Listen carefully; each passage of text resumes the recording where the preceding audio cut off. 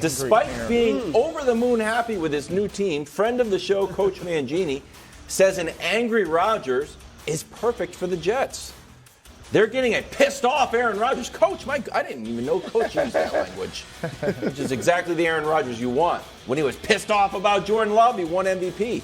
And when he was upset about his contract, he won the MVP. And when Jordan Love wasn't an issue and the contract was taken care of, now it's great. Now he's pissed off and it's perfect. Brew, are you buying that an angry Rodgers will have something to prove?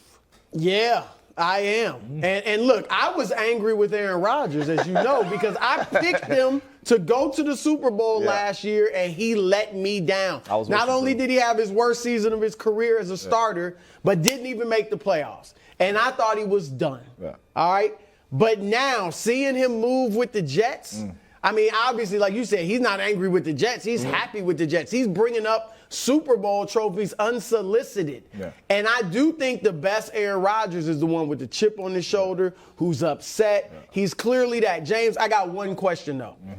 Was last year about age? Because the last time what Mangini's talking about when he resurrected his career, he was only 35. Yeah. Now he's 39, be 40 in December. So was it age or was it the broken thumb that he, to his credit, didn't use as an excuse? Yeah.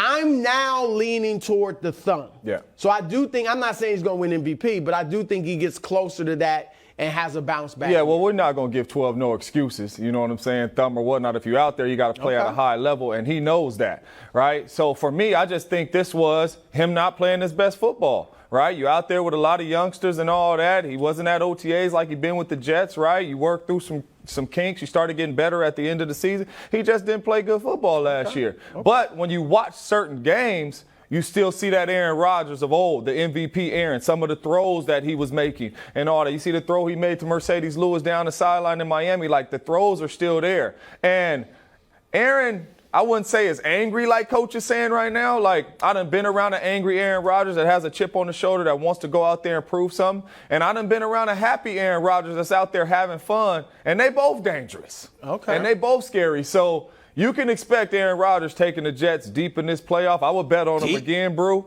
I know you bet on him last year. To the Super Bowl? I would bet on him again, Brew. Oh, no. This team is going to be that much better. They were in the JV last year. With AR, I call him 12, but AR 8. So you got them. It's going to be scary. I do. Deep into the playoffs? Deep into the playoffs. He said Super Bowl. This Jets team. You said I said deep into the playoffs, but yes, if I was Brew, I would bet that. No. I would bet that. That's gracious. Too much talent around. Well, you know he's not. Yeah. Well, he hasn't thrown for 300 yards in 23 games. Seems like an issue. He'll do That's that his week favorite quote. Week one against the Bills? Yeah, he'll do that week one. Okay. He's got weapons. He got too much around him, man. So does everybody. Yeah. Everybody, Buffalo, Miami, and Any update, Dustin? Stay tuned for DeAndre. New England, where the weapons? James, here's a boom or bust graphic. So I know everybody thinks that Aaron Rodgers is going to be like the left side of the screen. The right side of the screen is on the board. And I know we want to say, no, there's no possible way. We did not think Russ was going to perform like that. Yeah. And last year in training camp, we were hearing, oh, Matt Ryan, they finally got the leader they need. This is not Carson Wentz. When Matt Ryan says something, we're all galvanized, and he didn't make it through the season. Yeah.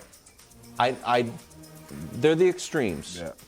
All I'm trying to get from you, is there a chance that a Russ season or a Matt Ryan season could happen, or are you putting it at 0? There is 0 chance that this happens. And with me playing with Aaron Rodgers and being in the locker room with Aaron Rodgers, knowing how special Aaron Rodgers is, Russell Wilson is not in the same class as Aaron Rodgers. Matt Ryan is not in the same class as Aaron Rodgers. Matthew Stafford is not in the same class as Aaron Rodgers. With everything this New York Jets football team has around Aaron Rodgers, they are going to be a problem. Okay, now look, I'm starting to believe, but you're going a little too far. I'm telling you. You were in the locker room with Aaron Rodgers. Yes, I was. He was a lot younger then. Yeah. Like, what convinces you that because I gave him an excuse, the thumb. You're not even giving him that. How does he just have a bad year like that? It happens to the best of us. It happens to the best of us, right? Interceptions, making the wrong decisions, trying to force the ball into to areas that you usually don't because you're trying to make a play for your team. Stuff ain't going right. It happens,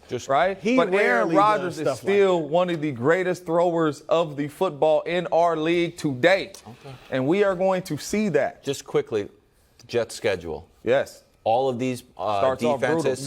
Starts off brutal. So before the bye, there are 6 games there. Mm-hmm. And I know you have them going deep to the playoffs. Yeah. How many of those 6 games do you see the Jets winning?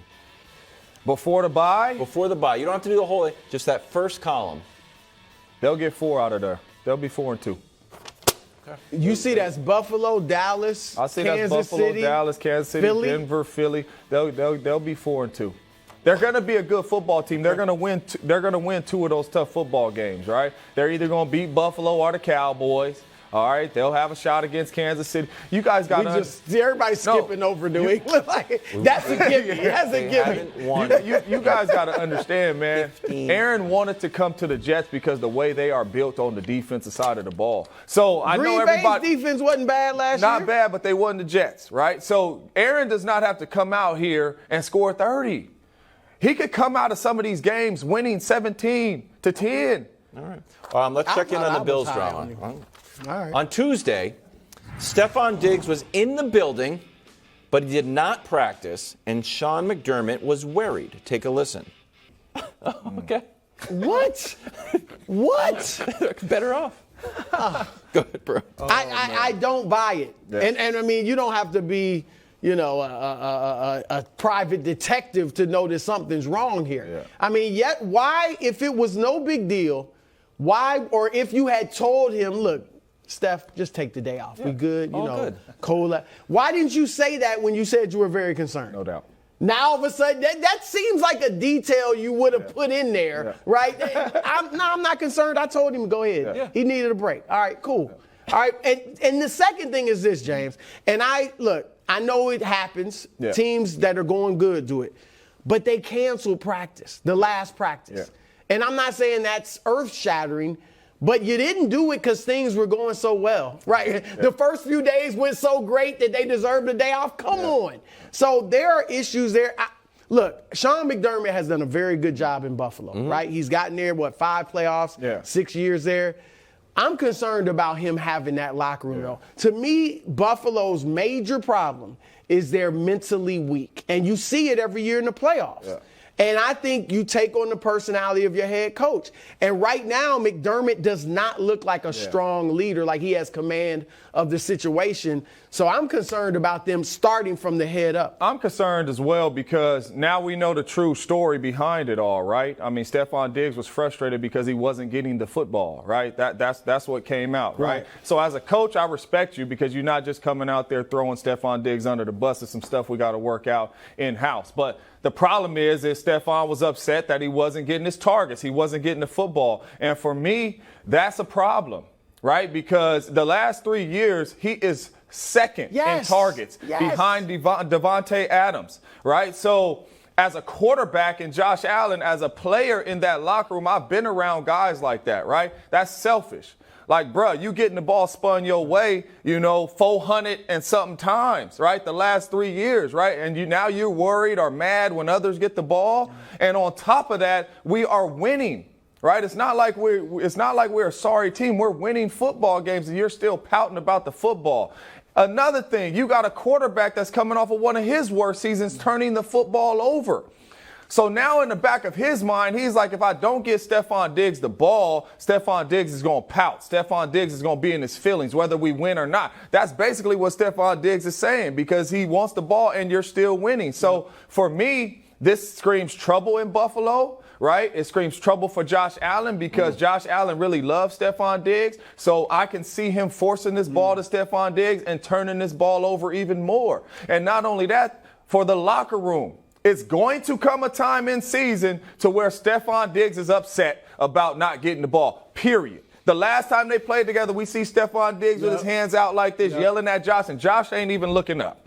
right? Josh ain't even paying attention to his yelling. It's going to be a time in the season to where he feels like he's not involved or doesn't get this football, and that's going to be a problem. Or it's going to be a time to where they have a really good game on offense and he's not involved and they win and he pouting in his locker room and his teammates is going to be looking at him a certain type of way. So if I was Robert Saleh week 1, I would be like, you know what? He's not getting. Do not let him get the ball for the full first half and see if either Josh Allen forces the ball to him, like you said, or the team just starts to implode a little. I'm putting safety help over the top and I'm putting sauce on him. Make it hard on him. Make it hard on him. Let's not let him get involved early in this ball game. And I promise you, Josh Allen is going to force him the ball because he's not going to want him to continue to pass. Josh, we got to grind that all 22. We got to start on this Buffalo defense because they're going to need some help. Thanks for watching. Subscribe here to get more from the show and to check out clips from other shows on FS1.